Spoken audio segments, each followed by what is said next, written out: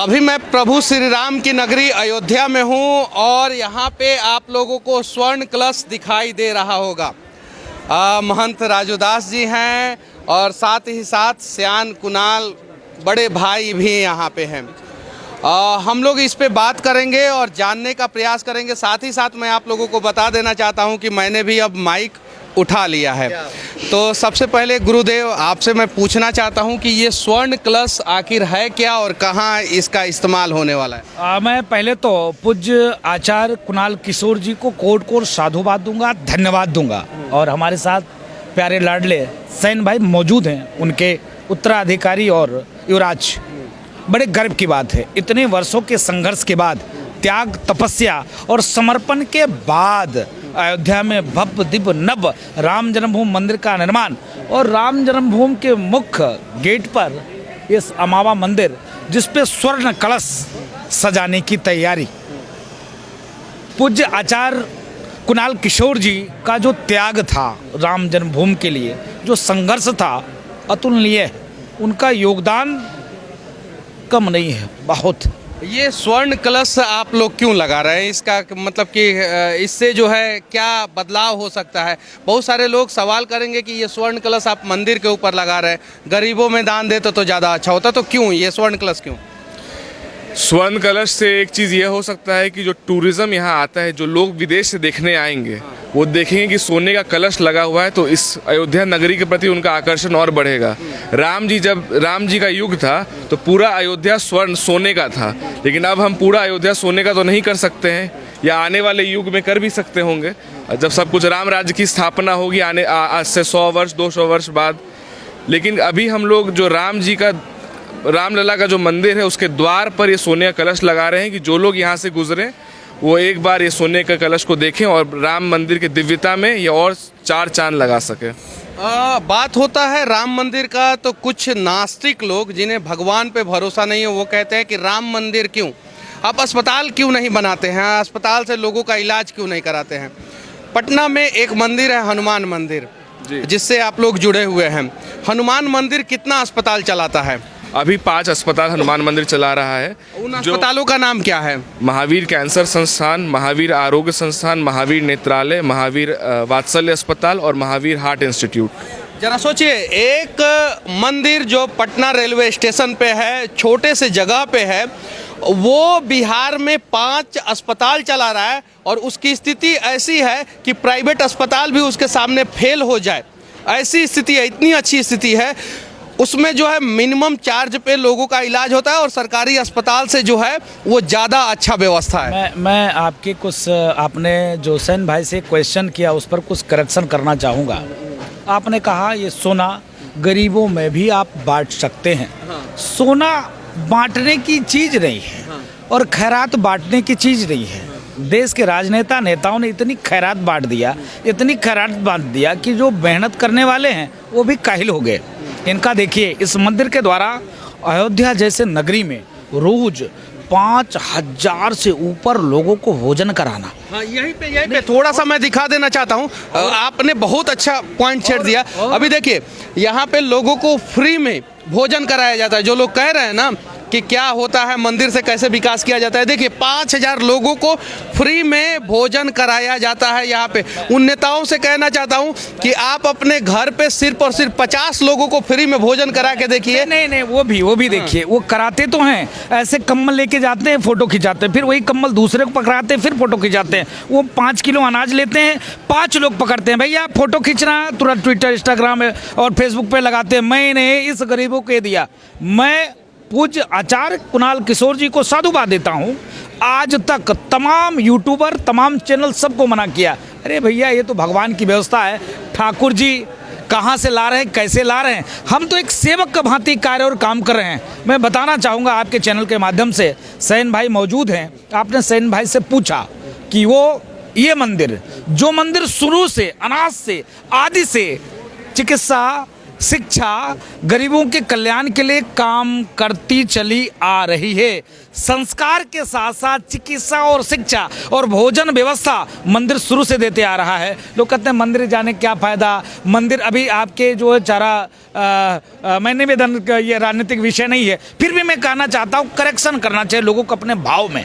आपने देखा, आपने बताया 5,000 से ऊपर लोगों को रोज खाना देना, और भी ऐसे नहीं देना, हर चीज, ये नहीं हर चीज, और रोज रोज बदल बदल के अच्छे से अच्छे, कितना पापड़, तिलौरी, थोड़ा सा घी, 2 प्रकार की सब्जी, रोटी, पूरी, चावल, ये नहीं कि एक दिन का रोज कराना। तो स्वर्ण कलश इसलिए लग रहा है कि पूरे देश में जो, क्योंकि अयोध्या आने वाले दिनों में टूरिस्टों का हब होगा। तो अयोध्या जब आओगे, आपने एक चीज़ देखा होगा, आप जेल से निकल कर आए हैं और आपने कहा कि अयोध्या में ही मैं माइक उठाऊंगा। आपने जो माइक उठाई, तो आपने जब माइक उठाई तो आपने जो प्रयास किया लगातार आते ही इंफ्रास्ट्रक्चर किस प्रकार से डेवलप हो, वहाँ से आपने शुरुआत किया। मंदिर से पहले सरकार ने क्या प्रयास किया? रोडें, सड़कें, नालियाँ, रेलवे स्टेशन, बस अड्डा, एयरपोर्ट, देश और दुनिया से कैसे लोग अयोध्या आवे, अयोध्या से जुड़े। तो इसलिए आपने सेन भाई से जब पूछा कि सेन भाई ने कहा कि एक समय हुआ करता था पूरा अयोध्या स्वर्ण में थी। आप देखो, जब जनकपुरी से जब भगवान को मुंह दिखाई में मिला था तो यहाँ मणि पर्वत है, अभी भी कुछ न कुछ असर भी लोगों को मिल जाता है। मणि मतलब उसका नाम है मणि पर्वत हो गया। इतना मणि महाराजा जनक ने दिया था, लेकिन अयोध्या में रखने की जगह ही नहीं था, क्योंकि पूरी अयोध्या स्वर्ण में थी, तो उन्होंने एक जगह सब इकट्ठा कर दिया। तो जो पूज्य आचार्य कुणाल किशोर जी का जो ध्येय है और सेन भाई का जो भाव था कि स्वर्ण में कलश लगाकर जो बाहर से टूरिस्ट आए उनके लिए एक भाव जाए कि नहीं, अयोध्या सज रही है, समर रही है, कभी अयोध्या वास्तव में स्वर्ण में रही होगी, इसका प्रयास ये लोग कर रहे हैं। अच्छा, स्वर्ण जो होता है वो समृद्धि का प्रतीक भी होता है, और जिस राज्य के पास, जिस देश के पास सबसे ज़्यादा स्वर्ण होता है वो राज्य और देश जो है वो समृद्ध होता है। भारत में साउथ के मंदिरों के पास सबसे ज़्यादा स्वर्ण है, वहाँ का राज्य जो है वो समृद्ध है। दुनिया में जो है अमेरिका के पास स्वर्ण का सबसे ज़्यादा भंडार है, वो ज़्यादा समृद्ध है। और ऐसा नहीं है कि सिर्फ मंदिरों में ही स्वर्ण का इस्तेमाल होता है, बहुत सारे मस्जिद में भी और ये चर्च में भी स्वर्ण का इस्तेमाल हुआ है। एक और सवाल मैं आपसे पूछना चाहता हूँ कि पटना का हनुमान मंदिर राम मंदिर निर्माण में कितना का सहयोग किया है? 10 करोड़ की घोषणा पिताजी ने की थी, जिस दिन फैसला आया था उसी दिन 10 करोड़ की घोषणा की थी। 8 करोड़ अभी तक दिया जा चुका है, और पिताजी इस बार जब आएंगे तो सोने का धनुष बाण और बचा हुआ 2 करोड़ रुपया राम जन्मभूमि तीर्थ क्षेत्र को सौंपेंगे। 10 करोड़ रुपया जो है वो पटना हनुमान मंदिर के द्वारा दिया गया है। 100 कुछ एकड़ का ये परिसर हो गया। 67 एकड़ गवर्नमेंट ने दी थी, बाकी राम जन्मभूमि तीर्थ क्षेत्र ने निवेदन करके, प्रयास करके, आम भक्तों की पैसा से एक खरीदा।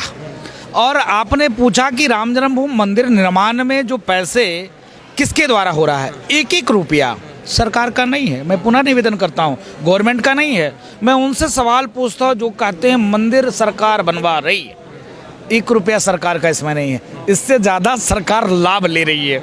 आप समझिए, अयोध्या के नाम पे, अमावा मंदिर के नाम पे, हनुमानगढ़ी के नाम पे जो टूरिस्ट आते हैं, भक्त आते हैं, कुछ न कुछ जरूर अयोध्या के लोगों से लेते हैं। ये पूरा टैक्स गवर्नमेंट ले रही है। सरकार से तो मेरा निवेदन है, एक लोगो जारी करना चाहिए। जो अयोध्या जाना चाहता है, बस की किराया उसके लिए इतनी कर दी जाएगी, रेलवे की किराया उसके लिए इतनी कर दी जाएगी। जब आप इतना इकोनॉमी का फायदा लेते हो तब मैं मानूंगा कि सरकार कुछ कर रही है। राम जन्मभूमि का जो निर्माण है, 1-1 रुपया पाई सनातनियों का देन है। और अभी जैसे भैया ने कहा कि 30% तैयार हो पाया, अभी 70% बाकी है, वाकई में बाकी है। अभी जो मंदिर परिसर का जो डेवलपमेंट का कार्यक्रम है, अभी 70% बाकी है। 30% में ही गर्भगृह बन के तैयार हुआ है, और वहाँ पे 22 जनवरी को सांस्कृतिक आजादी की वो दिन प्राण प्रतिष्ठा होगा। कितना फीट हाइट है इस स्वर्ण कलश का?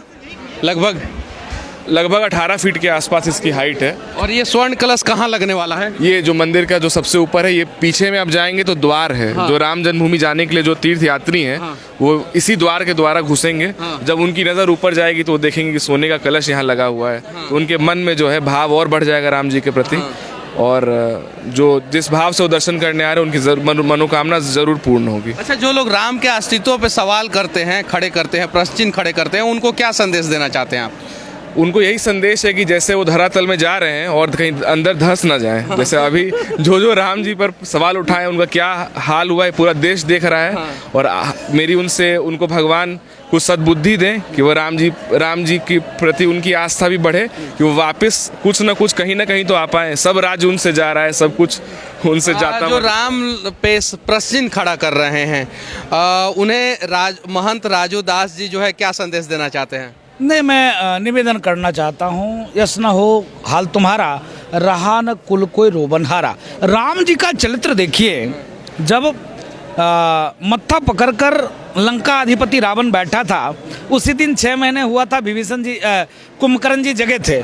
कुंभकर्ण जी खाने के बाद जब आए, कहने अरे वाह भैया, क्या हो गया भैया, क्यों निराश मुख करके तुम बैठे हो?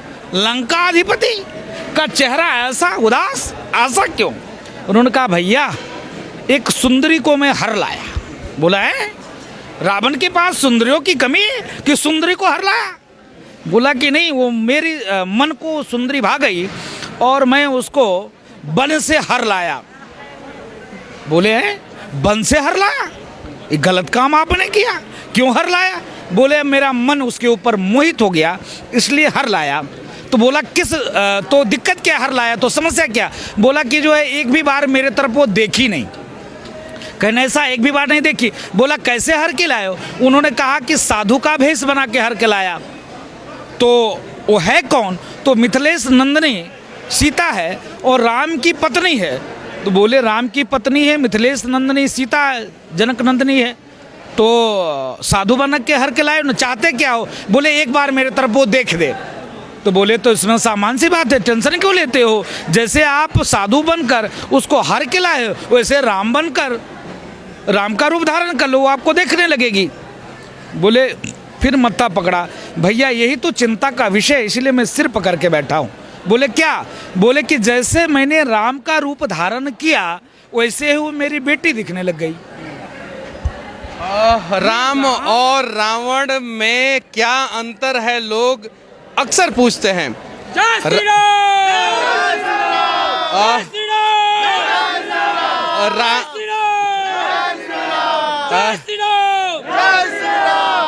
रावण को अपने विद्या का अभिमान था, घमंड था।